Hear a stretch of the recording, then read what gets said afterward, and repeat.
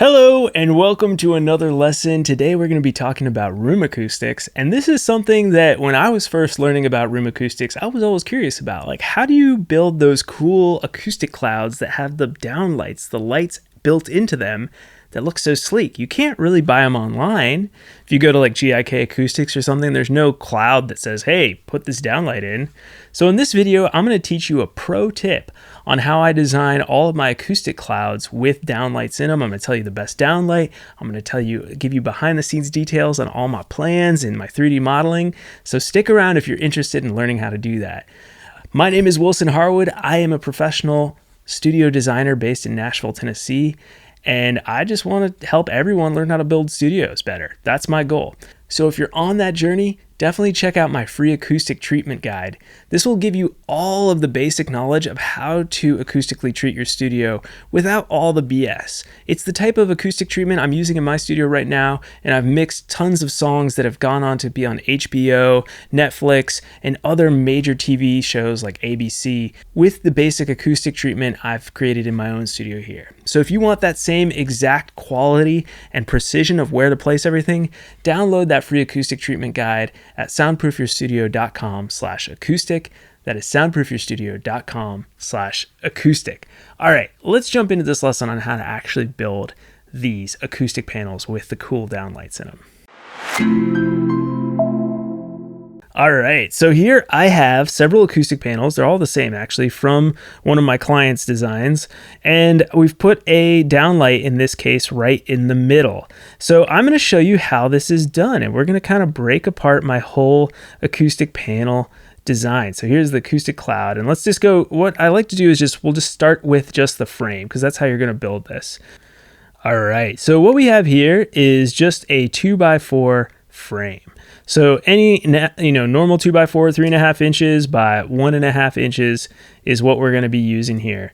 So nothing crazy. You're going to measure this out so that you can fit a piece of insulation directly in there. And it just so happens in the US that insulation comes in 2 foot by 4 foot panels. So that's really nice. So we're going to build this cloud, and you can put as many of these as you want. So we could make it, 4 panels wide and make a bigger cloud. We could make it just 1. We could make it 2, whatever you want to do. In this design, I've used 3. So the distance from here to here on the inside is going to be 2 feet. And the distance from here to here is just going to be 4 feet. Nothing crazy there. And you can just use screws, shoot them in like that, and you've got your bracing. Easy peasy. Nothing super hard about building this so far. Then what we're going to do is we can put in the actual acoustic insulation. And this is what I like to use is called Knopf Ecos insulation. And this is something you can get here in the US. So let me show you that real quick. This is GIK Acoustics. And if you go to their website, they both have a US and a European website. I really am a big fan of GIK Acoustics. I think they have great products that are affordably priced. But if you go down here, you can find their building supplies.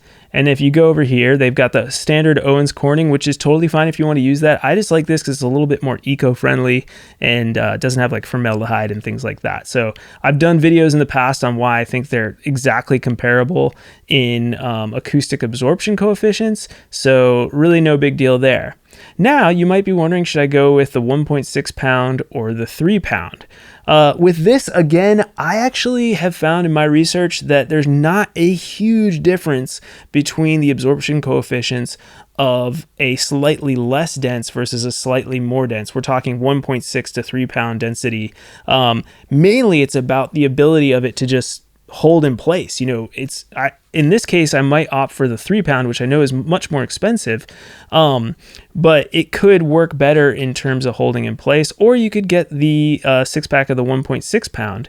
I think either one would work just fine for most acoustic situations. So that's what I'd recommend for your insulation there. So next, to hold the insulation in place, since this is going to be facing downward, I've always found it difficult in my own studio with my own cloud, where I kind of can see the insulation pushing down on the fabric, and I don't like that. I think it's not a clean design. So I've come up with this idea of using 1x1s, which are just 3/4 inch by 3/4 inch, and placing those down here. And there's a reason why this is a little bit farther up, but 15-30 seconds of an inch there. And I'll explain that in a second.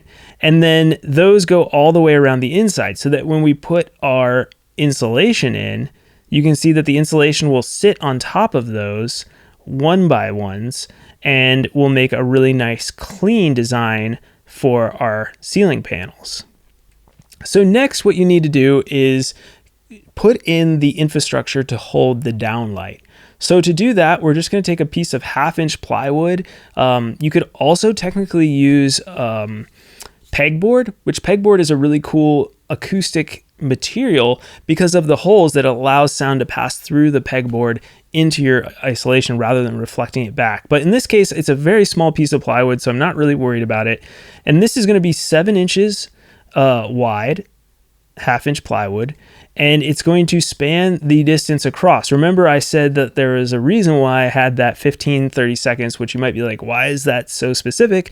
The reason is that the actual thickness of plywood is not 1/2 inch, but in fact 15-30 seconds. So you're going to want to measure this so that you have this nice and flush, so it looks really clean and doesn't protrude out a little bit. Then what you're going to do is install a hole. So we're going to drill a hole through this piece of wood that is going to fit our 6-inch downlight.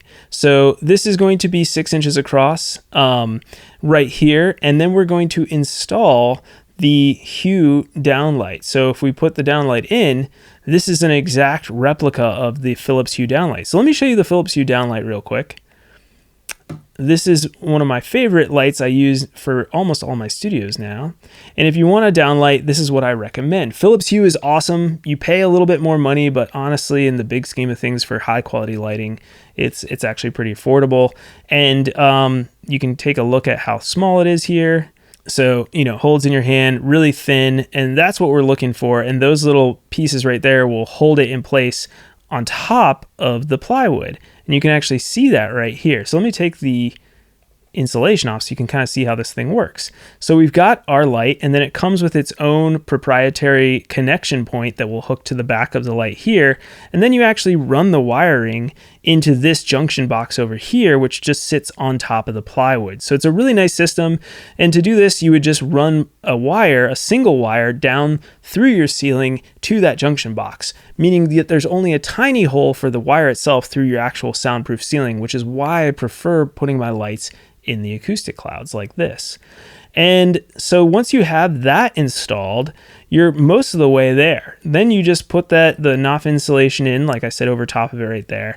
And now we're ready to put some fabric over top of our panel. So what I recommend, this is just representing that fabric right here. I recommend everyone use Guilford of Maine fabric if you're in the United States, and finding a high-end quality acoustic fabric if you're in Europe, Australia, New Zealand, or other parts of the world.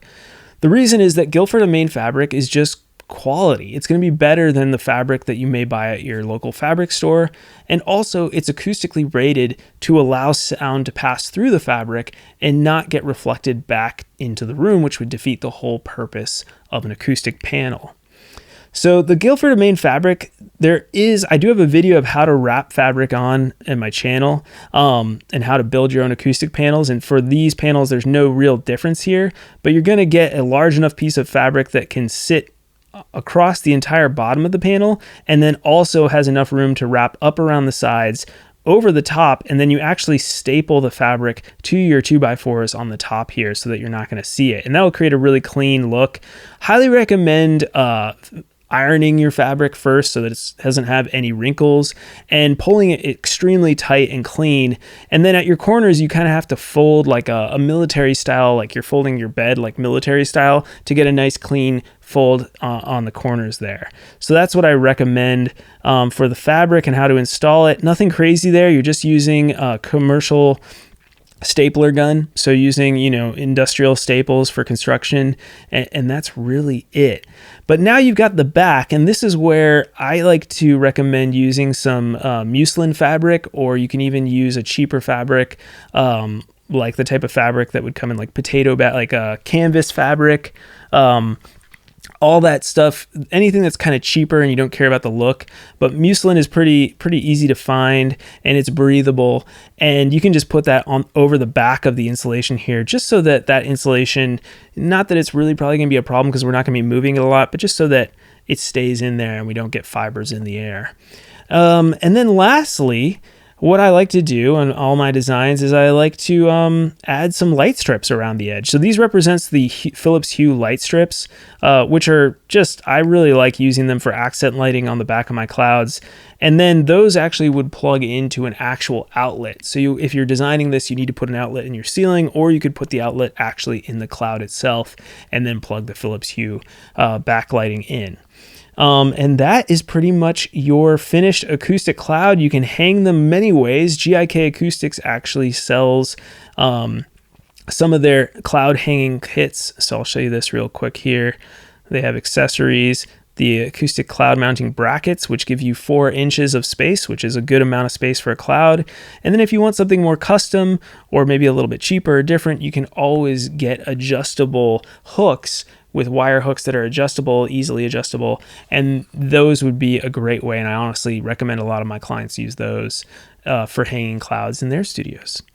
So I hope this was helpful in showing you how I design acoustic clouds and acoustic treatment for my clients. All these 3D models that I showed, I would then put into 2-dimensional construction plans that any contractor could follow and figure out how to build themselves. So if you found this helpful, definitely check out that free acoustic treatment guide. It's available at soundproofyourstudio.com/acoustic. That's soundproofyourstudio.com/acoustic. And if you're not interested in DIYing everything I just showed you, and you're like, that's a lot of work, I don't want to do that, I'd like this to be more professional and clean and get the whole project put together, you can always reach out to me at soundproofyourstudio.com and click on the Clarity Call application button. And if it's a good fit, you'll get a call booked with me on my calendar, and we can talk one-on-one about your studio. My name is Wilson Harwood. I am a professional studio designer and acoustician based out of Nashville, and thanks so much for watching. I'll see you all next week with more information on soundproofing and room acoustics.